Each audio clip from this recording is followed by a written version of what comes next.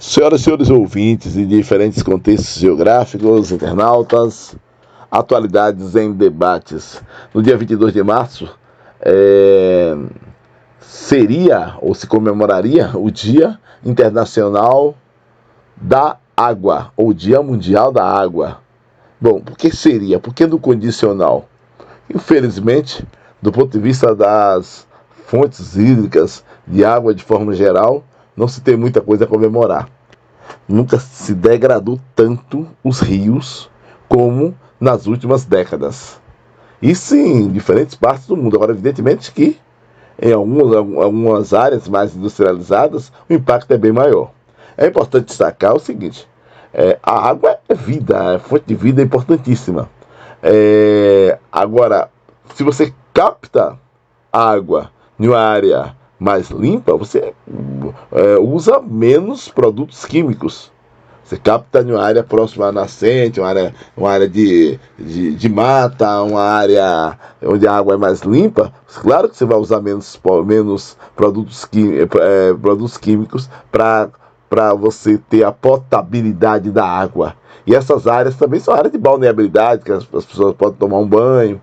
Agora a pergunta quantos rios, por exemplo, no Recôncavo Baiano, apresentam condições de potabilidade? Você pode ir lá com sua família, passar uma tarde de domingo, ou pode tomar banho tranquilamente?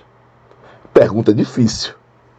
As pessoas da região, isso em diferentes regiões da Bahia, mas especificamente falando do Recôncavo Baiano, as pessoas tomam banho de rios? Sim. Ora, infelizmente, grande parte desses rios a maior parte são rios poluídos, sobretudo os rios que cortam áreas urbanas. Alguns chamam de rios urbanos, mas isso é questionável porque, na verdade, o rio veio primeiro do que a cidade. O urbano, a urbe, que é a cidade de maneira geral. São rios que cortam áreas urbanas. Você tem o itinerário do rio em áreas urbanas. Às vezes a microbacia toda. Às vezes o rio é nascente ali praticamente dentro da cidade, a cidade cresceu. Acabou engolindo toda essa parte da microbacia hidrográfica, e você tem um rio que é totalmente impactado, totalmente poluído dentro de áreas urbanas. Esses aí não tem condição nenhuma de você ter água que sirva para nada, porque é uma água poluída, é uma água contaminada, o excesso de efluentes líquidos. Quando você vê os rios poluídos, você nota, tem aquele muito poluídos, você observa aquela espuma em cima do rio, aquela espuma bem expressiva.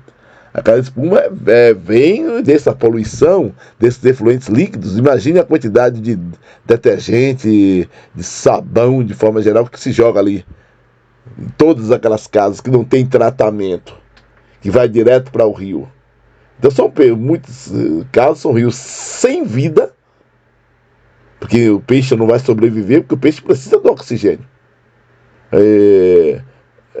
Nós respiramos o ar atmosférico, o peixe respira o ar. O que ele respira é misturado com a água, que ele tem brânquias.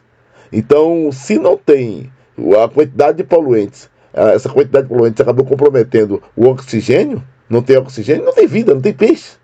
Então não tem peixe, não serve para banho, não serve para captação de água, não serve para nada, porque é totalmente impactado. Esse rio totalmente impactado, praticamente morto, ele corre para o mar.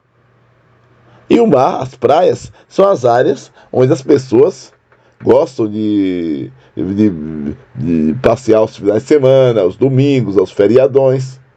Isso aí explica parte dessa grande quantidade de rios poluídos em áreas urbanas. Isso aí explica o porquê de tantas praias poluídas em cidades turísticas importantes, como Salvador.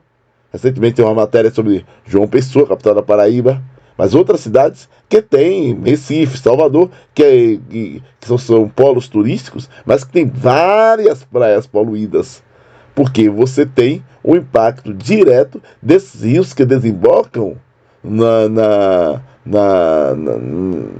no mar, totalmente poluídos. E você tem os agravantes. Por exemplo, entre sábado e domingo choveu muito durante a madrugada. Só que amanheceu o dia, aquele belo sol, não é? Isso é muito comum em países tropicais. Aquela chuva intensa, à noite forte. E durante o dia você escuta os pássaros cantando, um belo sol, então deu praia, né? Vai pra praia.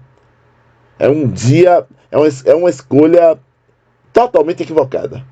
Porque depois das chuvas intensas da noite, você tem a concentração de poluentes na praia muito mais potencializada. As praias se tornam muito mais poluídas com as chuvas, por causa do efeito de arraste dessa água que sai puxando do lixo poluentes, efluentes líquidos, tóxicos, esses elementos químicos pesados, ele vai em direção à praia. E pela dinâmica das correntes, ele acaba afetando aquelas áreas que seriam para a balneabilidade, que é aquela área da arrebentação, que é a onda vem e bate na areia. Não é? A área da arrebentação, onde, ou seja, a areia, as pessoas jogam bola, fazem um churrasquinho, mas vão para a água, entram na água. E ao chegar nessa água poluída, aí você pode ter problemas de saúde diversos. E as áreas rurais? E algumas áreas rurais estariam em uma situação um pouco melhor? Depende de que áreas rurais esteja se falando. O Brasil é um dos países que mais usa agrotóxico no mundo.